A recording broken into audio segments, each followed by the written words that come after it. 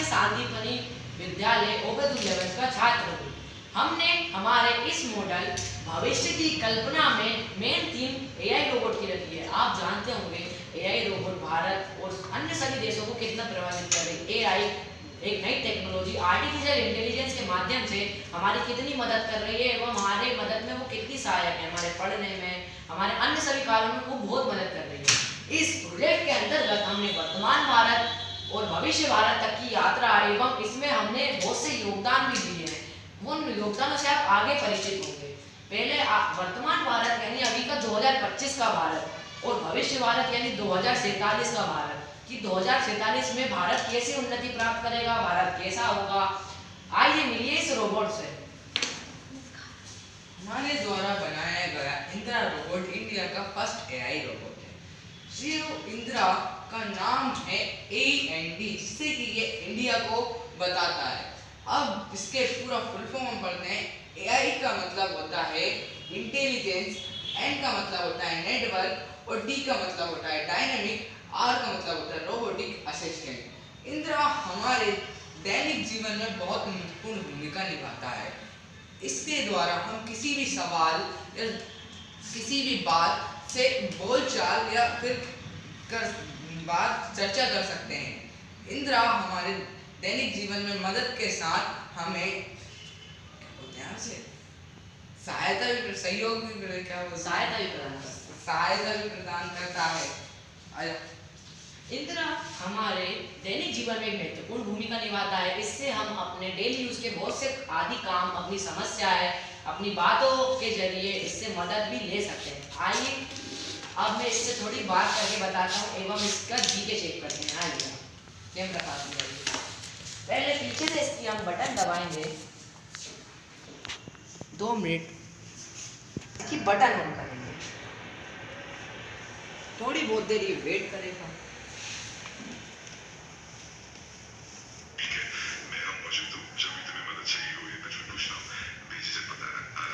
इंदिरा अपना इंट्रोडक्शन दो।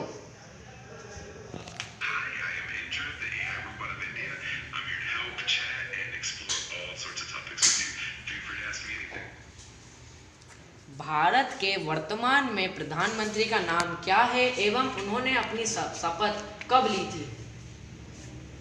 भारत के वर्तमान प्रधानमंत्री नरेंद्र मोदी हैं और उन्होंने 26 मई 2014 को प्रधानमंत्री पद की शपथ ली थी। भारत के वर्तमान में राष्ट्रपति कौन है? भारत की वर्तमान राष्ट्रपति श्रीमती द्रौपदी मुर्मू है। ये आप देख सकते हो, ये इंदिरा एआई रोबोट ये हमारी कई तरीकों से मदद कर सकता है। इस रोबोट के अंतर्गत हमने एक एआई चिप लगाई है जिसके कारण ये हमें हर तरह की मदद कर सकता है और हमने इस वर्तमान भारत से भविष्य भारत तक के सफर भी तय किया है। आइए मिलिए इससे। इंदिरा जो हमारे सहयोग के लिए ही बनाया गया है, वो इंडिया को कैसे हमारे भविष्य के लिए फायदेमंद बना रहा है। वर्तमान में इससे ऐसे भी आइडिया उत्पन्न किए जा सकते हैं जिसके द्वारा हम भविष्य की चीजों, हमारे वर्तमान को सुधार सकते हैं। हमारे ये मॉडल में कई प्रकार के छोटे छोटे मॉडल हैं जिसे हम हमारे वर्तमान और भविष्य के लिए सहयोग दे सकते हैं। पहला मॉडल है हमारा पॉलीथीन रिसाइकल। जैसा कि सामान्यतः हमारे कचरों के लिए 2 डस्टबिनों का यूज कहा जाता है, एक गीले कचरे वाले, एक सूखे कचरे वाले। परंतु हम इसमें एक नया डस्टबिन भी ऐड करने जा रहे हैं जिसका नाम रहेगा पॉलीथीन एंड प्लास्टिक। इसमें जैसे ही हम कोई प्लास्टिक डालेंगे तो वो नीचे वाले प्लास्टिक चेंबर में चले जाएगी। अब ये प्लास्टिक चेंबर एक कनेक्टिंग पाइप से जुड़ा होगा जिसके नीचे पॉलीथीन को बॉईल करा जाएगा। हम जानते हैं पॉलीथीन को जलाने से बहुत हानिकारक गैसें निकलती हैं, परंतु जब हम इसे उबालते हैं तो बस सामान्यतः CO2 निकलती है, जिसका मतलब ये गैस अग्निशामकों में भी प्रयोग की जा सकती है। अब जो CO2 के बाद एक कठोर सा पदार्थ निकलता है जो पॉलीथीन को पूरा सुखड़ जाती है। पॉलीथीन सुखड़ने के बाद पूरी एक ठोस बन जाती है, ऐसे ये ठोस है बिल्कुल दिखाऊंगा। अब ये ठोस से हम किसी भी प्रकार की चीजें बना सकते हैं। उदाहरण के लिए हमने एक ब्रेंच इससे बनाई है और हमने स्कूल मेडल भी बनाया है जिसका हमारे देश का झंडा है और हमने कैरी बैग भी बनाया है जिससे हम किसी भी द्रव चीज को इकट्ठा कर सकते हैं। आइए हम इन प्रोजेक्टों को दिखाते हैं। सबसे पहले है हमारी टेबल। ये टेबल पूर्णतः पॉलिथीन से बनी हुई है। ये इसमें पूरा पन्नी का यूज किया गया है। ये पूरा मजबूत पन्नी से बनी हुई है। अब ये हमारा स्कूल मेडल जिसे कि हमने पन्नी द्वारा निकले ठोस पदार्थ से बनाया है जिसकी मजबूती आप देख ही सकते हैं। 500 मीटर ये बस बनेगा। अब इसके बाद हमने एक द्रव के लिए कलेक्ट करने के लिए एक कैरी बैग बनाया है जिसमें हम वाटर बोतल से पानी डालेंगे और ये चलेगा। इसमें पानी आराम से कैरी हो सकता है जब तक हम इसका उपयोग करें। ये आराम से इसे रख सकता है जो पॉलिथीन को उपयोग को कम करेगा और ये कैरी करने के लिए भी आसान है और इसमें से पानी भी नहीं निकलता और ये पत्तियों से बनता है। इससे हमारे पर्यावरण को प्रदूषण पूर्णतः कम हो रहा है। अब ये पॉलिथीन रिसाइकल प्रोसेस में जब हम कोई भी पॉलिथीन को ऊपर से इसके अंदर डालते हैं तो वो नीचे बने चैम्बर में चले जाती है। दिखाएंगे कि ये चैम्बर में चली जाती है।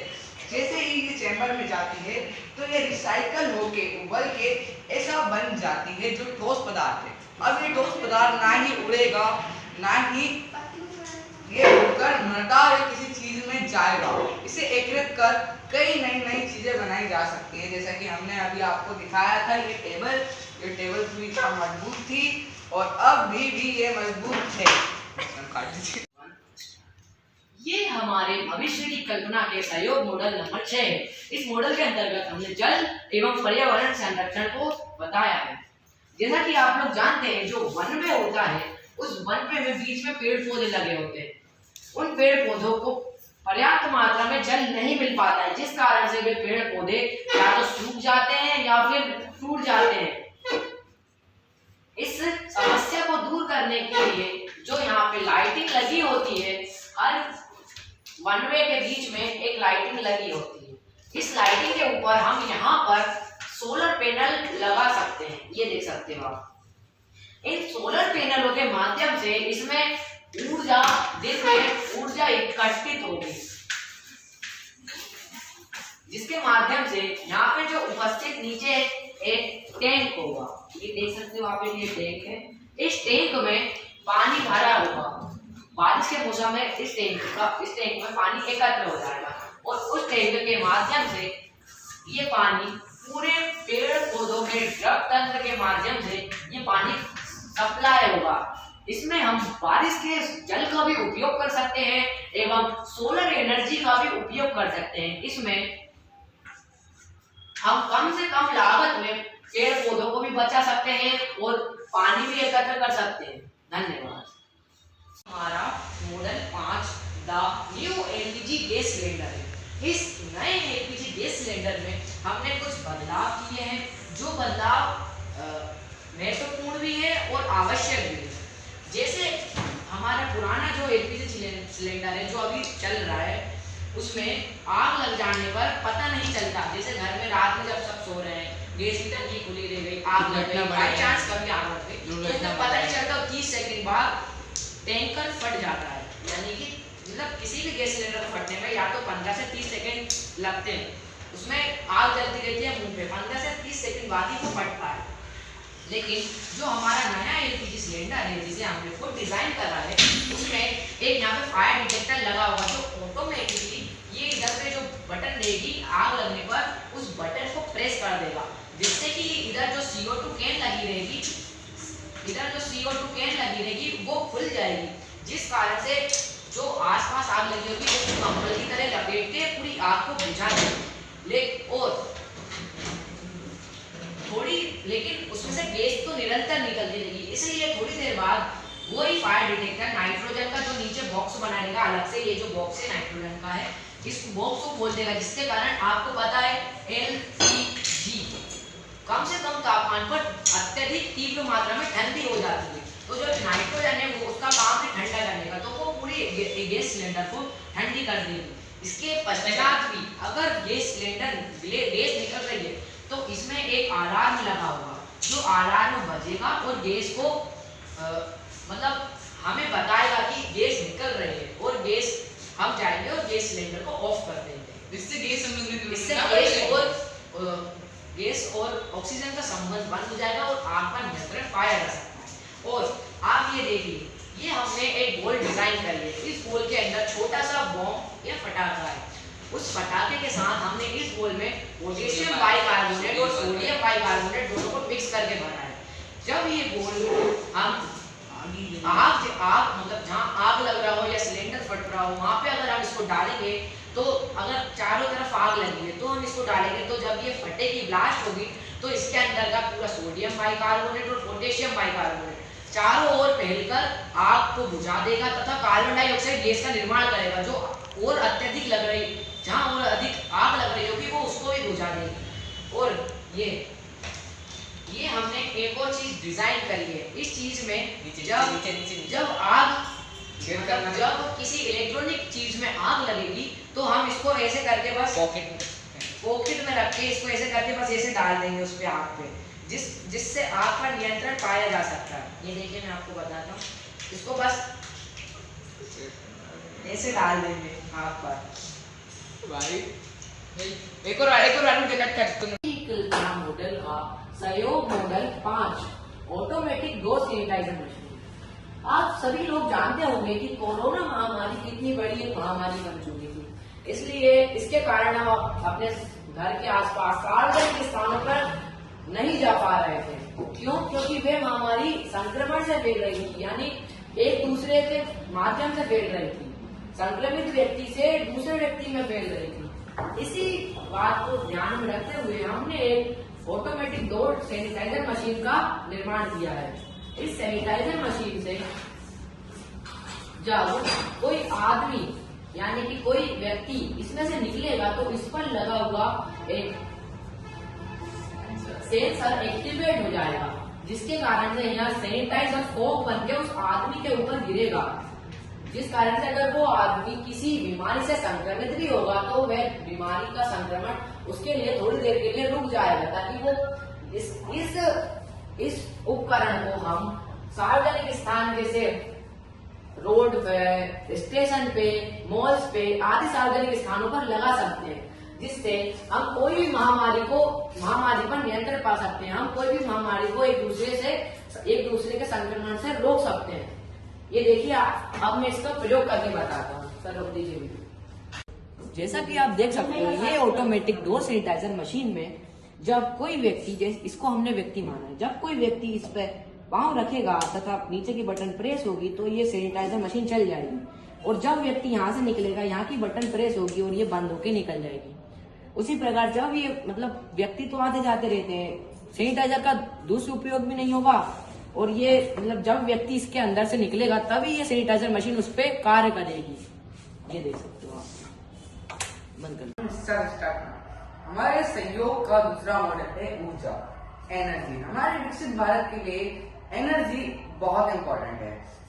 हमें 3 स्रोत उपलब्ध हैं।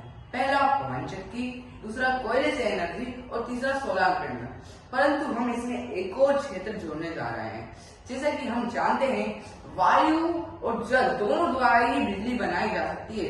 जैसे वायु के बहाव से पवन शक्तियों द्वारा और जल के बहाव से जनरेटर द्वारा, उसी को हमने जोड़कर इस ऊर्जा को बनाया है। ऊर्जा एक काम के बदले दोनों काम करती है। ये जल से भी विद्युत बनाती है और वायु से भी। जैसे ही वायु इसके ऊपर पड़ती है तो ये घूमने लगती है, और जल इस पर पड़ता है इसे, तो ये फिर से रोटेट करती है, जिससे कि बिजली बनती है। तो हम इसे चला के दिखाएंगे। ये घूमेगा और एनर्जी जनरेट करेगा।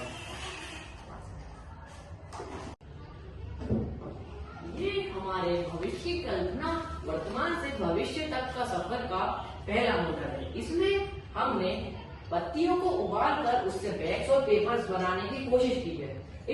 इस कोशिश का नाम हमने रखा है द लीव्स बैग्स, क्योंकि आप जानते होंगे कि पत्तियों में सेल्यूलोज उपस्थित होता है। सभी सार्वजनिक स्थानों पर, घर के बाहर, रोडों पर, रेलवे स्टेशनों पर, सभी जगह पर पत्तियां, सूखी पत्तियां उपस्थित होती है। इन पत्तियों में सेल्यूलोज होता है। तो हमने इन पत्तियों को टुकड़े करके इनको उबाल कर एक इस प्रकार की चीज प्राप्त की है।